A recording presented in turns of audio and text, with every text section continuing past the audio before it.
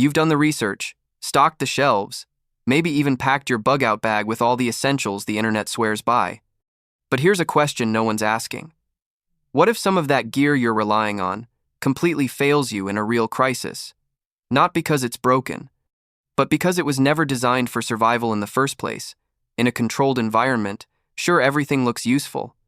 But when the grid goes down, roads are blocked, and your comfort vanishes overnight, that fancy item in your stash might just become dead weight. And worse, it could give you a false sense of security when every decision counts. Today, we're cutting through the noise. We're exposing 8 common products, yes, the ones most preppers already own that seem smart, but turn out to be completely worthless when the pressure's real. Because real prepping isn't about having the coolest gear, it's about having the right tools when your life depends on it. His isn't about hype, it's about survival that works. Hit subscribe if you want real prepping advice, not marketing fluff. Number 1. Oversized packs of toilet paper. It's probably the first thing that flew off store shelves in every recent crisis: toilet paper. People rushed in, grabbed bulk packs like they were gold, and stuffed closets with jumbo rolls like it was the ultimate survival strategy. But in a real total collapse, we're talking grid down, water off, no garbage pickup, and zero supply chain toilet paper just isn't what people think at Island. Here's why. First, let's talk about space versus value. A giant 36-roll pack of toilet paper takes up a huge amount of storage. In a small apartment or even a suburban home, that space could be used for high-calorie food, clean water, or fuel things that actually help you survive. TP might make you feel prepared, but you can't eat it, trade it, not in bulk, or use it as a fire starter effectively. It burns too fast and smokes too much. In a collapse, every square foot matters. Oversized toilet paper stockpiles are dead weight. Second, there's the water and sanitation problem. In most collapse scenarios, water access becomes either scarce or contaminated. That means no running toilets, no flushing. And when do you use toilet paper? You can't just toss it in the bowl. People forget that TP is designed to be flushed. But without running water, you're stuck with bags of used paper you can't burn and can't bury safely. It builds up, stinks, and becomes a health hazard. Third, shelf life and exposure. Yes, toilet paper doesn't expire like milk. But if stored in a humid basement or garage, it absorbs moisture, gets moldy, or becomes nesting material for mice. It's fragile, and in many cases, people discover too late that their precious backup rolls are damp, smelly, or shredded by rodents. So what's the smarter alternative? Think reusable, compact, and sanitary.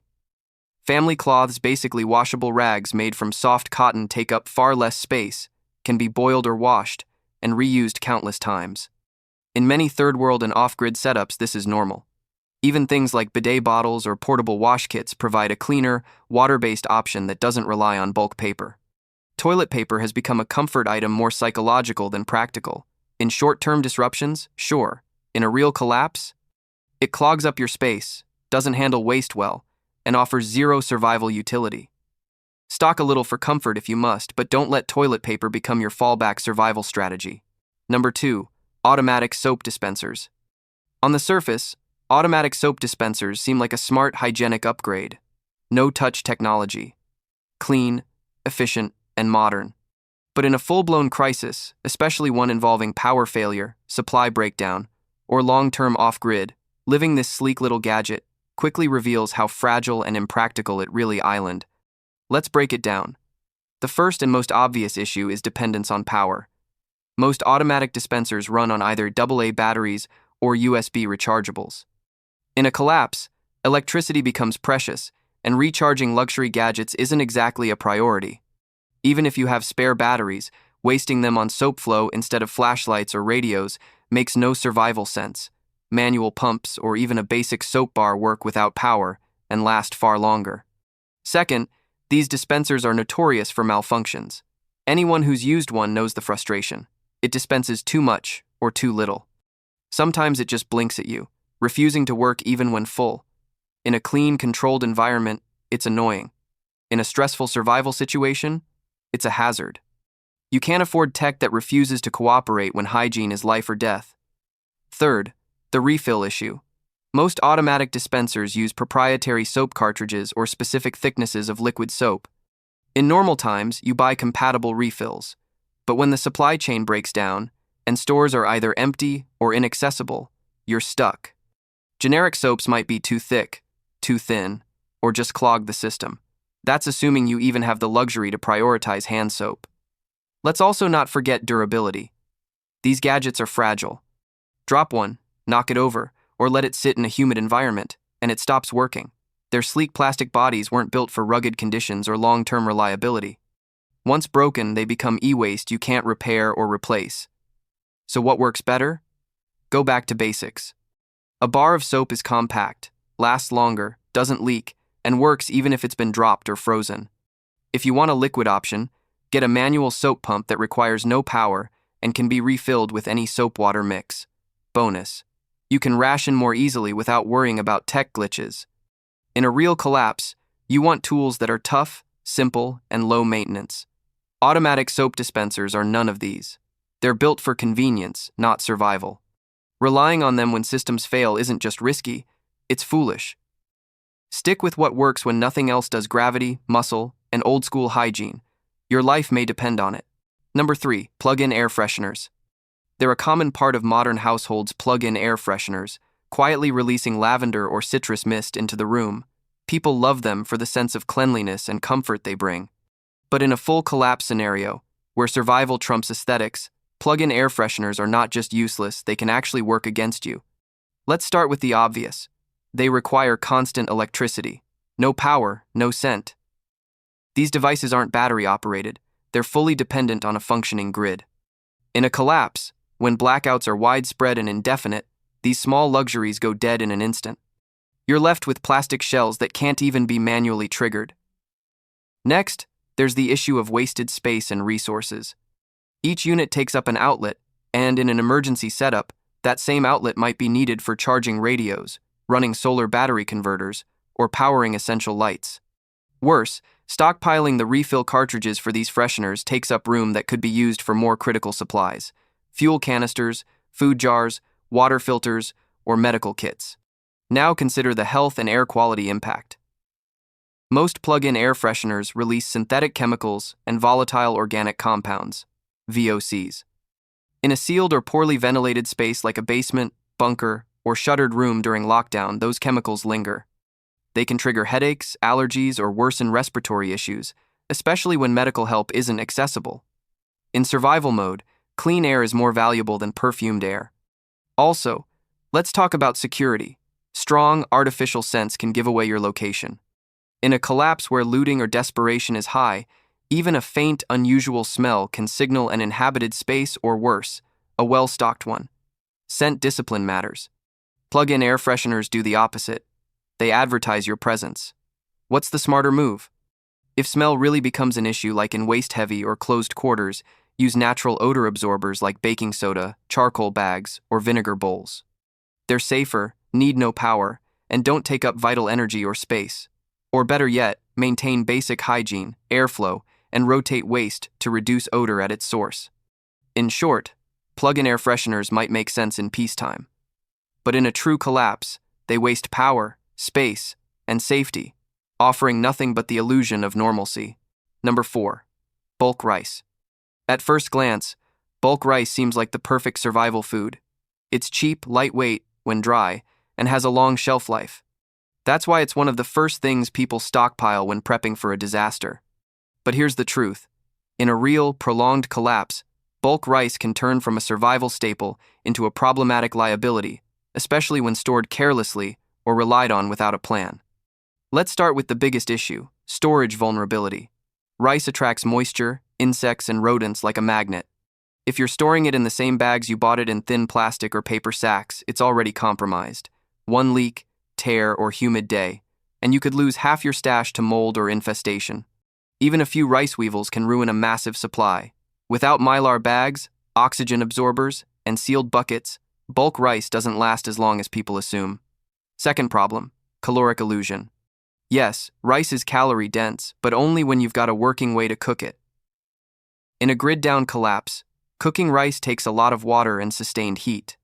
You'll burn through precious fuel, wood, propane, or solar time, just to make a pot of plain carbs. In short, it's not instant food. Without backup cooking methods or fuel stockpiles, That 30 pounds of rice is just a heavy sack of potential, not immediate sustenance. Now let's talk about nutritional balance. Relying solely on rice leads to major deficiencies. It lacks protein, fat, and essential vitamins. If you're eating only rice for a week, you'll feel full but weak. In the long term, that can turn into serious health risks. And guess what? In a crisis, medical help won't be available to treat malnutrition. That's why seasoned preppers balance their rice storage with lentils, beans, canned meat, and fats like oil or ghee. Also, rotation and familiarity matter. Many people stockpile rice they never eat in daily life. So when a crisis hits, they either don't know how to cook it properly or they hate the bland taste after day 3. A smart prepper stores what they eat and eats what they store, so rotation happens naturally, and cooking under stress isn't a guessing game. In summary, bulk rice can be useful but only if stored properly, supported nutritionally, and paired with a realistic plan to cook and rotate it. Otherwise, it's just dead weight with a false sense of security. Number 5. Cheap lint rollers. In normal life, cheap lint rollers seem like a harmless, helpful household item. You keep them in drawers, use them before work, and toss them without a second thought. But in a long-term crisis or total collapse, they're not just unnecessary, they're practically useless and take up space better filled by real survival tools. Let's start with the basics. Lint rollers are made for one job: removing pet hair, fuzz, or dust from clothes and fabric. That's fine in a clean, structured society where appearance still matters. But when you're trying to keep warm, stay hidden, or ration clothing, keeping your sweater lint-free drops to the bottom of the priority list. Now let's talk about materials and design. Most cheap lint rollers are made of a plastic handle and disposable sticky paper rolls. That sticky paper runs out fast, maybe after a dozen swipes. Once it's gone, the roller is trash. In a total collapse where resupply isn't coming and stores are looted or empty, you're left holding a useless plastic handle. Unlike reusable tools, lint rollers are single function and single use. Then there's the issue of space and value. Preppers often underestimate how quickly storage gets tight. Every inch matters, especially in bug-out bags, shelves, or emergency bins. A lint roller takes up about as much room as a flashlight, small water filter, or bundle of emergency cords, all things that actually help you survive. Trading that space for a grooming item you don't truly need? That's bad planning. Let's not ignore the noise factor either. Cheap rollers make a distinct tearing or peeling sound when used. If you're in a stealth situation, avoiding detection during unrest, or sheltering in a shared space, even small noises matter. A crackling lint roller in a silent, tense environment can be both annoying and risky. What's the better option? If cleanliness is important, like reducing allergens or pests, a damp cloth, old-school clothes brush, or even duct tape on your hand works far better and can be reused. These items don't require refills and serve multiple purposes beyond lint removal. To be clear, this isn't about comfort versus survival, it's about utility versus waste. Cheap lint rollers have zero survival value. They can't light a fire, boil water, patch a wound, or build shelter. In a collapse, every item you carry should earn its place. Lint rollers just don't. Number 6. Low-grade power banks. Power banks are often considered a prepper essential, a way to keep your phone, flashlight, or small radio running when the grid goes down. But not all power banks are created equal. In fact, low-grade or knockoff power banks can be dangerously misleading. In a real crisis, relying on one of these can leave you with false confidence and no power when you need it most. Let's get into it. First, the capacity lies. Many low-grade power banks advertise big numbers: 10,000 mAh or 20,000 mAh. Sounds impressive, right? But when actually tested, they often deliver half or less of their claimed capacity. That means what you thought would charge your phone 3 times may not even manage one full charge. The worst part?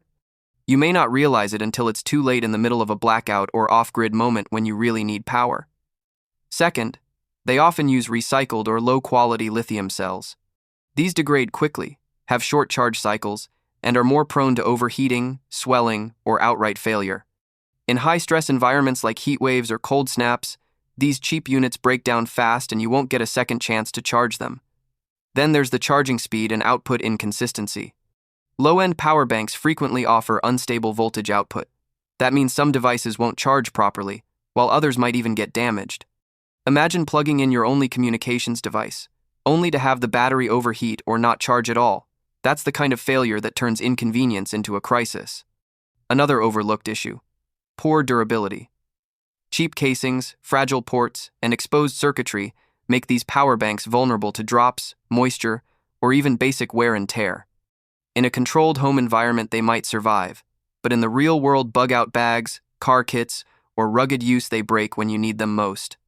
So what should you be doing instead?